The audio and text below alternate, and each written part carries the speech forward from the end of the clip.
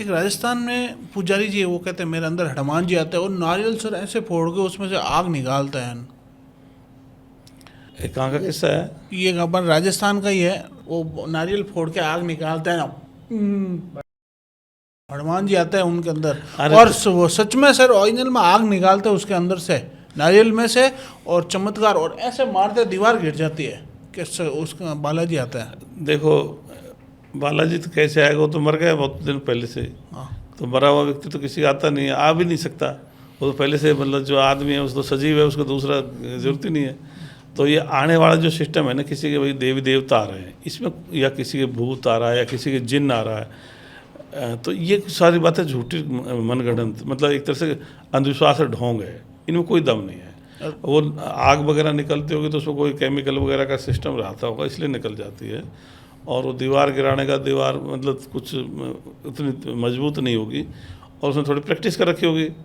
तो जो प्रैक्टिकल बातें हैं वही लागू होती हैं, और इसके अलावा कोई चमत्कार मतलब जिम में जाके उसने पहले वो व्यवस्था बनाई होगी या फिर कच्ची दीवार चुनाई होगी। भाई हम अगर इतने चमत्कार इस देश में बताते हैं, पहले तो बहुत चमत्कार थे, अभी भी चमत्कार हो रहे हैं। अभी खूब तो ये इतने चमत्कार से गुलाम क्यों हुआ?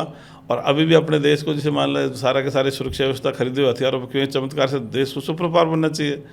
अगर कोई चमत्कार देश को सुपर पावर नहीं बना पा रहा तो उस चमत्कार का फायदा क्या है? कोई फायदा नहीं। ये बात तो सही है सर। आसाराम जी जैसे मामलों से हमें क्या सीख मिलती है? लोग आसाराम जी को आज भी भगवान मानते हैं, देवता मानते हैं। जब वो जोधपुर जेल में थे तो लोग बाहर वहाँ पूजा करते हैं। देखो, आसाराम हो, राम रहीम हो, रामपाल हो, चाहे जाकिर नायक हो, चाहे इस्माइल नदवी हो, चाहे कोई मतलब धर्मगुरु हो या विद्वान हो, मजहबी विद्वान हो, ये सब मनुष्य हैं, अपनी तरह आदमी हैं।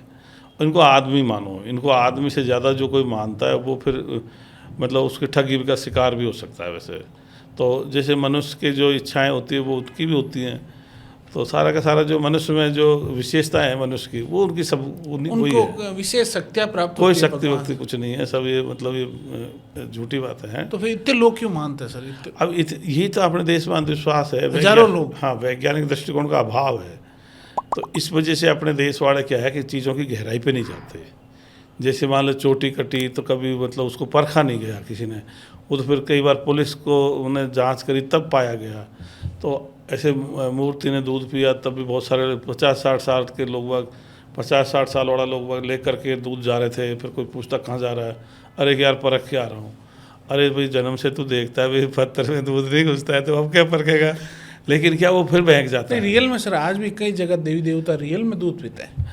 वो दूध नहीं पी सकते, या तो खोखला होगा तो उसमें अंदर जाएगा, लेकिन पी नहीं सकता। मतलब कोई इसमें कोई दम ही नहीं है भाई, कैसे हो सकता है? मतलब जैसे पदार्थ के संरक्षण का नियम है तो वो कैसे जाएगा भाई? वो दूध तो कहीं ना कहीं तो मतलब रहना चाहिए।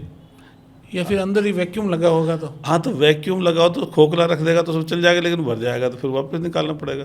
या कोई मान नीचे से कोई अगर मान लो आप छेद ऐसी कोई व्यवस्था बना रखी हो ना, हाँ, तो ऐसे बना देगा चला जाएगा, नीचे से चला जाएगा तो वो चमत्कार हो तो ये जाएगा। चमत्कार नहीं है, वो धोखा जरूर कह सकते हैं। लोग जो वो विश्वास करने वाले धोखे में आ जाते हैं। आसाराम जी जब हमारे बिपाड़ गांव में आए तो उन्होंने कहा मैं भगवान हूँ और मेरा बेटा कृष्ण है। तो ऐसे मतलब वो खुद भगवान का मतलब राम, वो बोले भगवान हूँ और सबसे बड़ा चमत्कार मेरे आंखों से देखा। उन्होंने कहा अभी बारिश करूँगा न, ऐसे राम राम राम राम क्या बारिश आ गई सर। और लोग तब से कायल हो गए उनके। और बरसात का टाइम हो गया है। हाँ, मौसम तो सावन का ही महीना है। हाँ, तो वो तो बारिश का वो तो कोई उसने पहले सूचना सुन रखी होगी। आजकल तो वेदर रिपोर्ट, हाँ, इनके मौसम विभाग बता देता है। ऐसा देखो, अब सब ने देख लिया उसको, उसने अपने आप को क्लेम भगवान किया। जब उसको पकड़ा गया वो जेल के अंदर पड़ा जैसे दूसरे अपराधी, वैसे ही वो पड़ा है।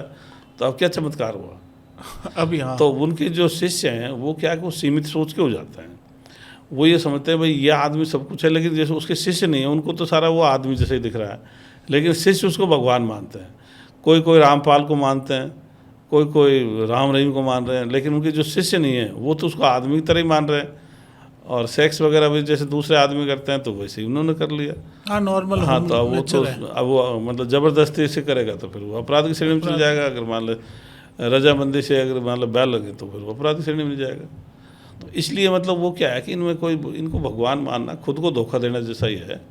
और ये अब तो फिर भी धीरे धीरे घट रहा है, लेकिन ये पहले तो बहुत ज़्यादा था। हर कोई बड़े बड़े अधिकारी होते उनके भी गुरु बन जाते, वो भी अपने घर गांव में लाते हैं, लोग बाग उनके पैर पड़ते हैं, पैर पड़ते हैं और नए लोगों को ऐड करते हैं। हाँ, ऐसे बड़े बड़े नेता हैं उनको भी एक आध स्थान चुन लेते हैं, उसके वहाँ जाते हैं। अब धीरे धीरे सब लोगों को समझ में आ रहा है कि यार इनमें कोई दम वाली बात नहीं है, वो खाली कपड़े अपन देख करके थोड़े डर जाते हैं। वो जैसे बाबा जी के या मान लीजिए मौलवी पादरी के जो कपड़े अलग होते हैं, उनसे लोग थोड़ा, क्यों उनके दिमाग में धार्मिक डर होता है, मजहबी डर होता है, इसलिए डर जाते हैं।